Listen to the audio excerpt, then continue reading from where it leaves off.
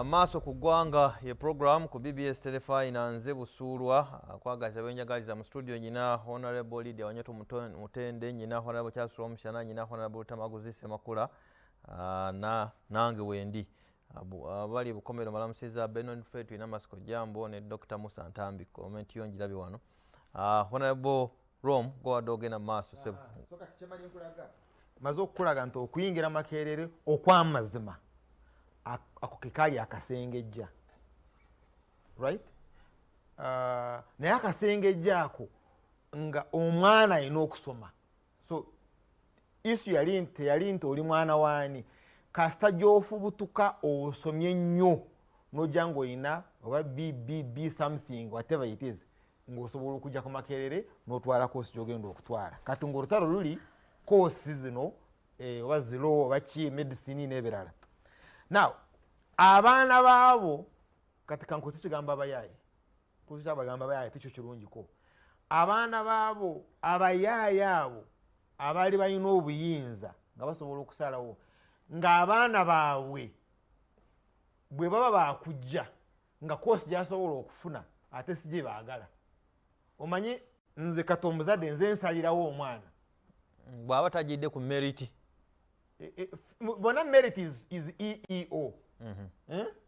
But competition eri ku bifo biri ebyalo ebitono kati nze Romshana ndi minister ndi president ndi bishop omwana wange mu mazima course gyasobola okutwala is psychology right but naali agadde atwale lo naye ebifo bya lo tebiriiwo kati bwe baleeta kyoyita private sponsorship. Now kirungi ekiriwo nti mupana yafe nze naligirira president makerere ebyo nga bitandika and Mkyala Mutende was chairperson books kati for olutalo lwaffe lwali nti tewabaawo fees because ffe twali tulwana ntalo ne mukulu Museveni nga tulwanira transport etuzaayo etweta etuzaayo nempapula ekizibu kyaffe tekyali because singa kyali fees tetwandize right. Kati bano baleetawo private sponsorship nga private sponsorship oli minister oli oba president oba ki ng'ayagala omwana we makerere emuweeko ekifo omwana we atasobola okugira kulo right asobole okujja kulo amusasulire private so private teyali amwavu gwe ngamba gwe because by qualification ya private eno gwe nga tosobola kusomesayo omwana and I can tell you tojja kusomesayo omwana under that private arrangement. omanyi we naaba myaka 3 because kati oyina emyaka emeka myaka 2 ojja kuba retirees ku musaala gwo guno you can't this economy mpozi ogenda kubba but you can't milioni 10 pa 2 months oba ozijjawo ogenda kukola ki musaala gwokolera $5 million. Now so private was not meant for the child of Romshana. Kati ekizibu ekiyambako ate mu Romshana kyolaba waliwo private biri waliwo private ya state house ate ne wabeerawo ne private eya Romshana right. Kati ekizibu ekyajja ekireeta nze Romshana oba Lutamaguzi naye omwana we gendayo nti ate ne wabeerawo kuruku omulala mu university ayagala okukola essente course ene ya law n'agitematema kati nga waliwo LLB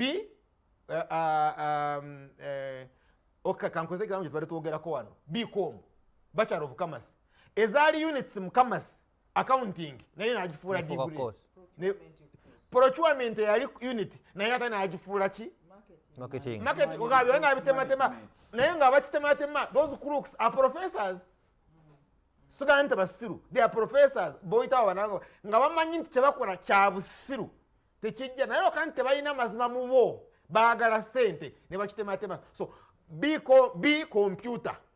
computing kate ne wabeerawo B software development ne wabeerawo B typing but ebyo nawe bugata it's still computer because anoonya ki binoza anoonya ssente kati kyekireese enkuyanja y'abaana mu university yali erina capacity y'abantu 8 round emu kati eyingiza abaana 500 naye baana babaani baana siba private still kati these are secondary beneficiaries of crookism. Bani Yerumshana RDC chairman LC5 MP abali ku state because ono wabulijjo goita private alimu omwanyi owente avuga basi abo bakola pusinga dda tebasobola kuyingira mu private scheme eno.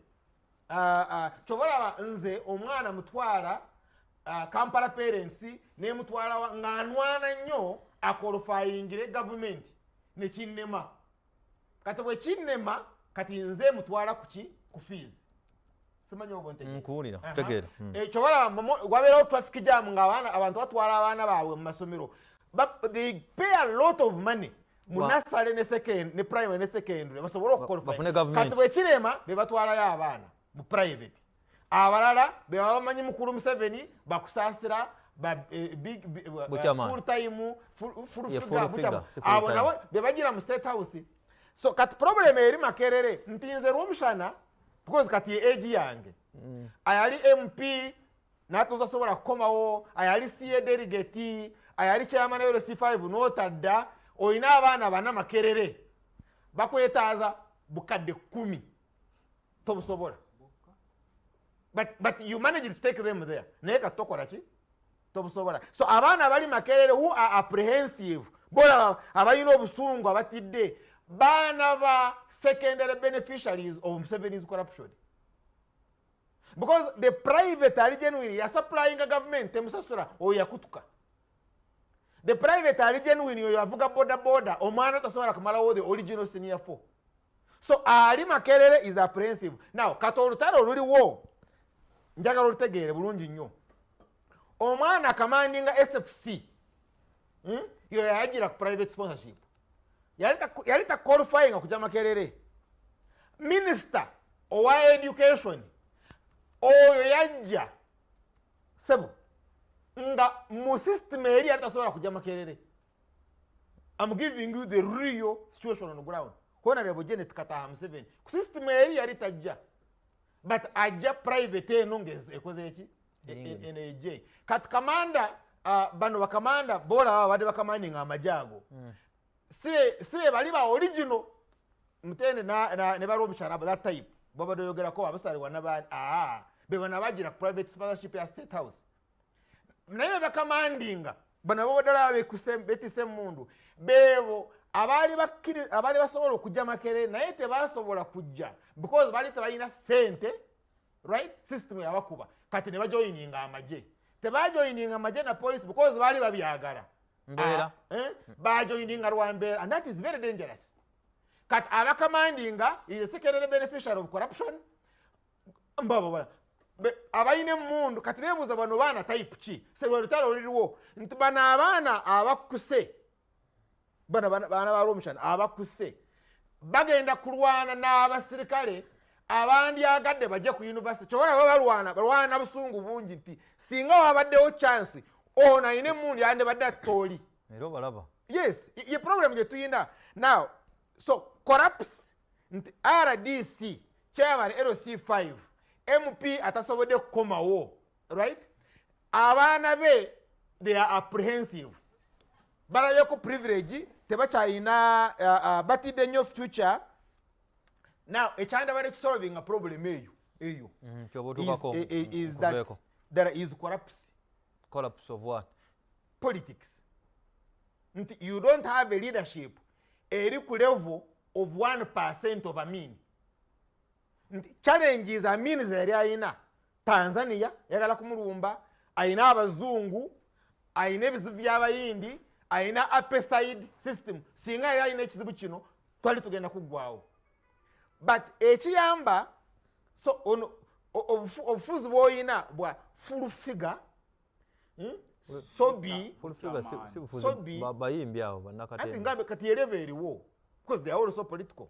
Yeah, they can attract the eye of the chief executive. No, ati kati nchengeno kwa then nze nkuvire nti bwolaba akula omukulembeze bw'olaba leader ng'alina emyaka 70 plus experience ya myaka 3 in public life n'akugamba nti ekizibu ekiri Makerere kyolabye emmundu bano balina emmundu balina obusungu n'abaana abakuse nabo nga bagamba tetulina future bagenda kukwatagana nagamba okukisolovinga nakuta essimu nenkubira omwana w'emyaka 2 president myaka 2 because I remember age gye naliko tanana kutuwa ku level ewasa myaka 2 namukubide nenga genda ononye vice chancellor not vice chancellor chairman wa university council naye simumanyi nakumumanya kati genda omunonye mutuule wana ATM wanji wana ATM ulikyamugambye kati is giving a report kuba MP bano yangu onvire genda ononye ng'abulira omwana omuto genda omunonye mutuule ebizibu ebyo mubimale ekyo kinafuya naye mwana muto but he's the guilty president era asobola okwogera abantu ne bawulira nange bwe nali nga guilty president nga tasobola kumpa responsibility because ali tigisobola. It was complex. It's a complex situation. Ene mundu ziri wakati wali zijudde abaana bali mu kubagana abamu bali mu bitanda there is tension naye o president agamba nakubidde kitoro nafuna n'ebihinzi genda ononye kyama eno yesimu ye eno mutuule muterere ekizibu ku level eyo we are in big trouble because ekizibu kye tulina kizibu kinene nnyo collapse in economy abantu abamu they are losing weight because batyancha ntabaguzi bomusinkana agamba owange life after parliament you see in the romshana I don't know what next so buli omwana apprehensive and I'm talking about asobola okulya NSSF you don't know what is next abalima tebamanyi kigenda kujjancha naye oyina president oyina president webali honorable nawo oyingide wa webali nnyo twegateko amataka tegali kulita ekusingi nziriza omuzinda gwange bwakabaka Buganda buga twegateko nga 8 November ku Serena Hotel ku kyeggulo ky'okusonda ensimbi za kaweefube ow'okubeerwa abantu ba Ssaabasajja kaweefube ono agendeddwamu okusitula omutindo ogw'embeera y'obulamu bw'abantu abali mu mbeera eggwanidde okubeerwa wamu n'okusomesa omuvubuka omu mu maka ago emirimu egy'emikono. Tiketi z'ekyeggulo kino zitundibwa $20 omuntu kinnoomu ate emmeeza ya bukadde 2. Omulangira David Kintu Wasajja yagenda okubeera omugenyi omukulu ku kyeggulo kino ebisingawo ku bino tuukira ofiisi y'ettaka obulimi ne bulungi bwansi ku Bulange ne woofiisi z'ekitongole kya Habitat for Humanity Uganda ezo ziri Kamwokya. Ekyo kitegedde bulungi saawa eno Honorable Lydia Wanyoto ssentebe wa NRM Women's League gwengenda okuwa omuzindaalo tukube tooki mu nsonga z'e Honorable Flo. Abatuuliriza mwe bale tuwuliriza nze nasomera Makerere ku university mu myaka gy'ekyenda egyali gitandika mu 9 up to around 94 naye emyaka egyaffe gyali gyanjawulo lwakuba omwaka ogwange gwe gwali gusembayo okuba nti abayizi abagenda e Makerere nga ye university yokala kweyaddako yali Mbarara University of Science and Technology nga tunatadde okutandika naye nga ya university yoka mu Uganda nga ate tugenderayo ng'olina kubeera ku government sponsorship oba oli university student munda oba wadde ng'oli bweru nga aliyo mature entry naye nga era obeera ya government naye nga nayo ya government. Lwaki ntandikidde eyo? Enkwata ya government olwaleero erina okuba nti eteeka mu nkola embeera ya government ya university ez'ennaku zino ezitali ez'edda ffe gye twasomera. Saali muyizi yokka e Makerere nali mukulembeze nga mwami Ramshana lwabagambye nze omu ku bali abakulembeze ku university ku myaka gyange naye twali bayizi nga tuwera nga tuli batono ate nga ffenna tuli mu university naye nga woosomera waliwo obukulembeze twalina ba lecturer ba head of department nga mulina ne tutorials nga wabeerawo ekibiina ekinene ekibiina ekyono lecturer professor wanaakulabirira by'osoma ne mu hall of residence wali osoma wadde ng'osula bweru naye nga mulina hall of residence nga eriko abakulembeze ba administrator abalondoola omuyizi engeri gy'agenda okukolamu koosi yeebwa gy'abeera nga tali mu lecture room. Kakati ng'olina warden nga mulina career master nga mulina abantu abali mu administration olunaku lwaleero tulina university eziri chartered oba eziri registered mu government 69. We have 69 registered universities eza government n'ezisinga nga za private. Oyinza okuba ng'otambula wali ekabalagala n'ogamba nti wano ng'olaba ekipande university kyali tekibangawo bulijjo. So kakati nze mu kulaba okwange okulaba kwange nti universities bwe zize zikula lwakuba tulina n'abantu bangi abakula ne obukulembeze bwabyo ne gavumenti okuteeka emitendera egirabirira abasomerayo gyali badde nga gyakyuka nnyo okusinga bwe bakwatiramu kakati. Makerere ya university esinga obukadde mu Uganda university ya government nayo telekeddwa mabega mu kukosebwa ekosebwa lwakuba nayo erina abayizi bangi abatasula ku university teyatambuza mutindo wajje basula ani abalabirira lwakuba kati ebintu okusoma okusinga kati mu university tekuli nti ogenze kusoma kuba nti obadde mukugu byosomyemu olabe nti olina kyoyongera kibayita addition to knowledge oba nti olina oyongera ku magezi oba mu mbeera akati okufuna university ennaku zino mu mbeera ezisinga mbeera ya bulamu it's a lifestyle. Abantu abasinga abasoma mu university kati balina sente za bakola dda balina sente za nagamba nti netusizaako buli kimu kyenna mu bulamu nsigaza kuba na degree. Kyotegeeza nti tebafunayo bukugu. Embeera za university kati zakyuka nnyo ate njagala kukyogera nga nkigatta ku ngeri gye zirina okutwalibwamu. Kati nze mu kulaba okwange abayizi aba university even just tulina aba government abavudde mu masomero ku O level ne bayingira mu university, tulina abalina aba private nga basasuddwa abazadde baabwe oba aba private nga besomesa bokka. Nkoze sente zange nina embeera zange nnungi nina abaana nambasomeseza naye nange kembulamuko kanga omuntu kuba nti nina degree nenzirayo nenkola ki n'oginoonya. Kakati embeera eriwo nti buli ayagala ayinza okukola ki okufuna degree.